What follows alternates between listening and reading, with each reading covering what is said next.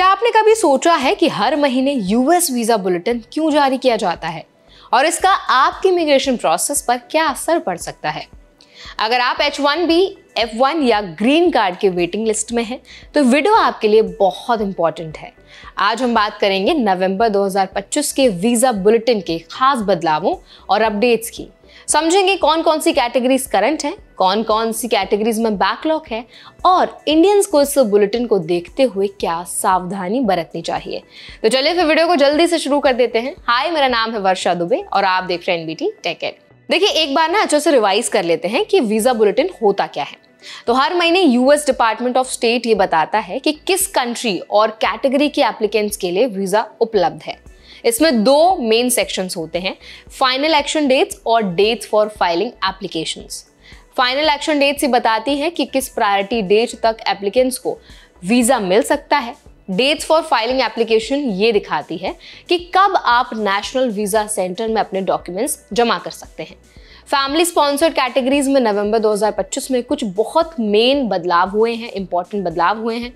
F2A category यानी कि spouse और minor children of permanent resident अब भी करंट बनी हुई है। इसका मतलब है कि इस कैटेगरी के इंडियन एप्लीकेंट्स जल्दी से वीजा अप्लाई कर सकते हैं।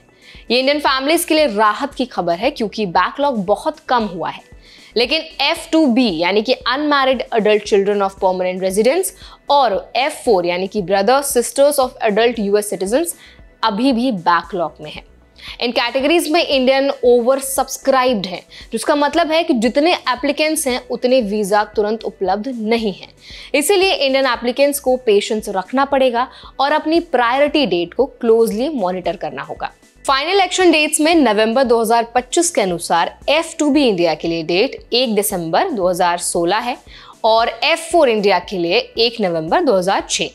इसका मतलब है कि अगर आपकी प्रायोरिटी डेट इससे पहले है तो वीजा मिल सकता है, अगर बाद की है तो आपको और इंतजार करना पड़ेगा। डेट्स फॉर फाइलिंग एप्लीकेशंस में भी माइनर चेंजेस देखे गए हैं। F2A इंडिया के लिए फाइलिंग डेट 22 अक्टूबर 2025 है। इसका मतलब है कि अगर आपकी प्रायोरिटी डेट इस डेट से पहले है तो आप अपने डॉक्यूमेंट सबमिट करने के लिए एलिजिबल हैं। F2B इंडिया के लिए फाइलिंग डेट 8 मार्च 2017 है और F4 इंडिया के लिए 15 दिसंबर 2006। ये इंडियन एप्लीकेंट्स के लिए पहले से तैयार होने का समय देता है ताकि सभी पेपर वर्क रेडी रहे और नेशनल वीजा सेंटर में टाइमली सबमिट किया जा सके। एम्प्लॉयमेंट बेस्ड कैटेगरीज में भी कुछ अपडेट्स हैं।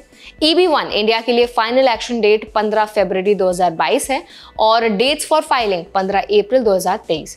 इसका मतलब है कि EB1 कैटेगरी में इंडियन एप्लीकेंट्स के लिए वीजा अवेलेबिलिटी थोड़ा लिमिटेड है, लेकिन पहले अप्लाई करने वालों के लिए अभी भी मौका है। EB2 इंडिया में फाइनल एक्शन डेट 1 अप्रैल 2013 है और डेट्स फॉर फाइलिंग 1 दिसंबर 2013। यहाँ नोटिस करें कि EB2 इंडिया में रेट्रोग्रेशन जारी है। इसका मतलब है कि एप्लीकेंट्स को ग्रीन कार्ड मिलने में अभी थोड़ा और इंतजार करना पड़ सकता है। EB3 इंडिया में फाइनल डेट 22 अगस्त 2013 और डेट्स फॉर फाइलिंग 15 अगस्त 2014 है। इसका मतलब है कि स्किल्ड वर्कर्स और प्रोफेशनल्स को भी पेशेंस रखना होगा। अदर वर्कर्स कैटेगरी में भी नवंबर 2025 में माइनर एडजस्टमेंट्स हैं। इंडिया के एप्लीकेंट्स के लिए फाइनल एक्शन डेट 22 अगस्त 2013 और डेट्स फॉर फाइलिंग 15 अगस्त 2014 है। इस कैटेगरी में बैकलॉग पहले से काफी है, इसीलिए इंडियन स्किल्ड वर्कर्स को एक्स्ट्रा पेशेंस और प्रॉपर प्लानिंग की जरूरत है। एम्प्लॉयमेंट बेस्ड जो 5th प्रेफरेंस है वो EB5 अनरिजर्व्ड और सेट असाइड कैटेगरीज में कोई मेजर चेंज नहीं है। सभी set aside categories rural 20%, high unemployment 10%, infrastructure 2% current बनी हुई है। इसका मतलब है कि इन इन्वेस्टमेंट बेस्ड कैटेगरीज में एप्लीकेंट्स जल्दी फाइलिंग कर सकते हैं, चाहे उनकी प्रायोरिटी डेट कोई भी हो। अब सवाल यह है कि इंडियन एप्लीकेंट्स के लिए प्रैक्टिकल स्टेप्स क्या हैं?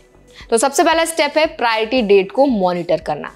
USCIS और डिपार्टमेंट ऑफ स्टेट की वेबसाइट्स पर हर महीने अपडेट्स देखना हैबिट बनाएं। दूसरा स्टेप है डॉक्यूमेंट्स को रेडी रखना, चाहे फैमिली स्पॉन्सर्ड कैटेगरी से या एम्प्लॉयमेंट बेस्ड। थर्ड स्टेप है लॉयर या फिर इमिग्रेशन एक्सपर्ट से गाइडेंस लेना ताकि कोई माइनर मिस्टेक्स डिले का कारण ना बने। अब फोर्थ स्टेप आता है कि अगर आपकी कैटेगरी ओवर सब्सक्राइब्ड है या रेट्रोग्रेशन जारी है तो बैकअप प्लान तैयार रखें, जैसे टेम्पररी वर्क ऑप्शंस या फिर एक्सटेंशन की प्लानिंग। नवंबर 2025 के बुलेटिन की सबसे बड़ी टेक अवे यही है कि इंडियन एप्लीकेंट्स को पेशेंस और प्लानिंग दोनों की जरूरत है। फैमिली स्पॉन्सर्ड F2A कैटेगरी में रिलीफ है, लेकिन F2B और F4 में वेट टाइम अभी भी लंबा है।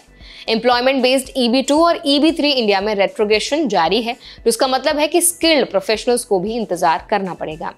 इसीलिए मंथली वीजा बुलेटिन को क्लोजली मॉनिटर करना, प्रायोरिटी डेट को ट्रैक करना और प्रॉपर प्लानिंग करना बहुत जरूरी है। अगर आप H1B, F1 या फिर ग्रीन कार्ड वेट लिस्ट में हैं, तो नवंबर 2025 के बुलेटिन में अपडेट्स आपके लिए अपॉर्चुनिटीज और चैलेंजेस दोनों दिखाते हैं। सारी इंफॉर्मेशन और प्रिपरेशन के साथ आप अपने वीजा जर्नी को स्मूथ बना सकते हैं। फैमिली स्पॉन्सर्ड एप्लीकेंट्स को फाइलिंग डेट्स का ध्यान रखना चाहिए और एम्प्लॉयमेंट बेस्ड एप्लीकेंट्स को रेट्रोग्रेशन के अनुसार पेशेंस और प्लानिंग करनी चाहिए। तो आई होप ये वीडियो आपको अच्छा लगा होगा, हेल्पफुल लगा होगा।